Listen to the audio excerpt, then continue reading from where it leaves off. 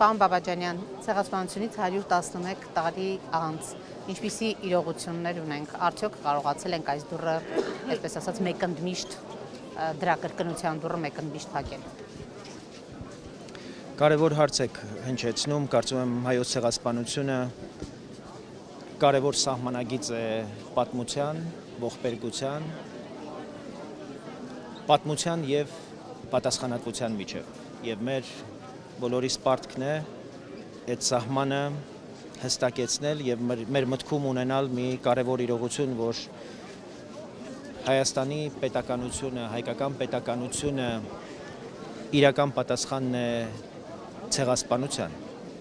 եւ միակ գրավականը չկրկնելու ցեղասպանությունը պետություն ունենալն է եւ պետականությունը ամրապնդելը։ Որքան ամուր լինի մեր պետականությունը եւ որքան ամուր մենք գրկենք մեր պետականությունը, այնքան ավելի մեզանից կհեռացնենք ցեղասպանության կրկնության հնարավորությունը։ Հայաստանի Հանրապետությունն ըստ էության պատասխանն է ցեղասպանությունը ծրագրողներին եւ ցեղասպանությունն իրագործողներին։ Եվ մեր պարտքն է այս 111-ամյա հեռավորությունից ուղղակի վերաիմաստավորել այս կարևոր իրողությունը, ավելի պինդ գրկել պետականություն ունենալու մեր երազանքը եւ գնալ դրա հետևից, ավելի ամրապնդելու, ավելի հզորացնելու, ավելի անսասան դարձնելու մեր պետությունը, դրանով երաշխավորելով մեր պետության եւ մեր ժողովրդի հարատեվությունը։ Պարոն Բաբաջանյան, ամեն տարի մենք ականատես ենք լինում Թուրքիայի դրոշի այրմանը, վերջին տարիներին նաև Ադրբեջանի դրոշի այրմանը, բայց այս տարի Ադրբեջանի դրոշը չայրվեց։ Նախ գիտեմ, որ դուք բացասական վերաբերմունք ունեք այս արարողությանը, ինչպես եք գնահատում։ Ընդհանրապես կարծում եմ, որ դրոշը այրում են այն ժողովուրդները, որոնք պետություն չունեն։ Դա թուլության եւ անզորության արտահայտություն է, էմոցիոնալ հուզական արտահայտություն։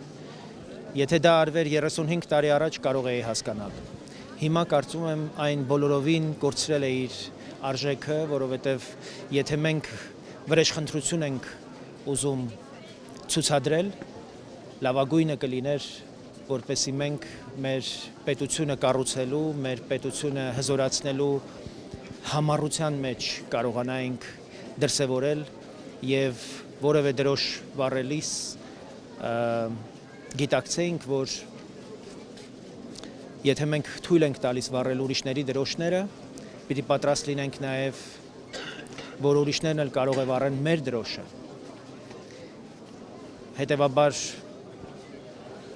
որևէ դրոշ վառելու փոխարեն կարծում եմ պետությունը կառուցելու գիտակցությունն է պետք ավելի ամրապնդել եւ խորացնել։ Հույս ունեմ, որ պետության նաեւ ջանքերով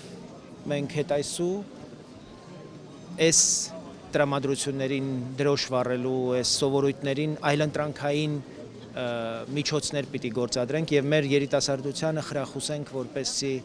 իրենց միտքը եւ իրենց ջանքը, իրենց ավյունը կենտրոնացնեն պետականաշինության գործին, դրանով շատ ավելի մեծ գործ արած կլինեն, քան դրոշ վառելն ու դրա անհետևանք եւ անզորության ցուցադրությունն է։ Ադրբեջանի դրոշը չկար, հույս ունենանք, որ հաջորդ տարի փաստորեն գուցե նաեւ Թուրքիային է։ Ճիշտ ասած չեմ հետևել եւ ընդհանրապես չգիտեմ ով ում դրոշն է վառել։ Ես ուղղակի իմ գործընկերներին, նրանց ովքեր կազմակերպել են այդ միջոցառումը,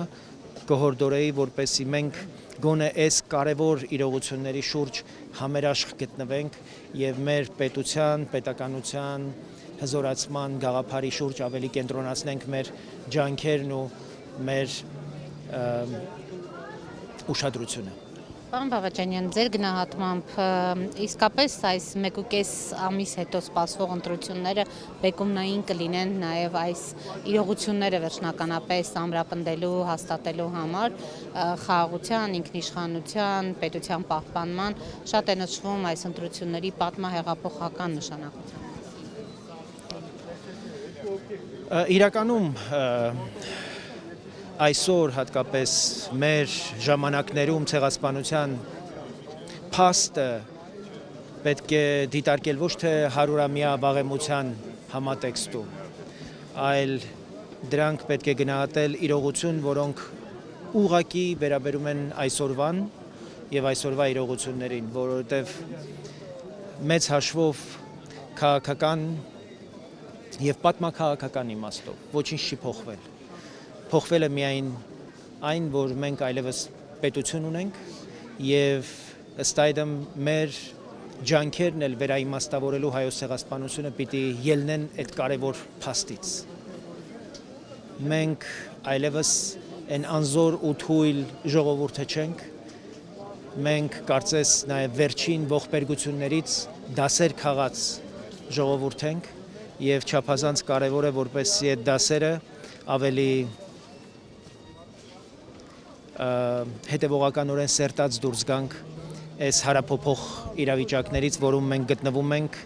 այն տարածաշրջանում, որտեղ Հայաստանն է, առավել անկորուստ ու անցնցում վերապրելու համար այս պատմական, քաղաքական եւ ճակատագրական ժամանակները։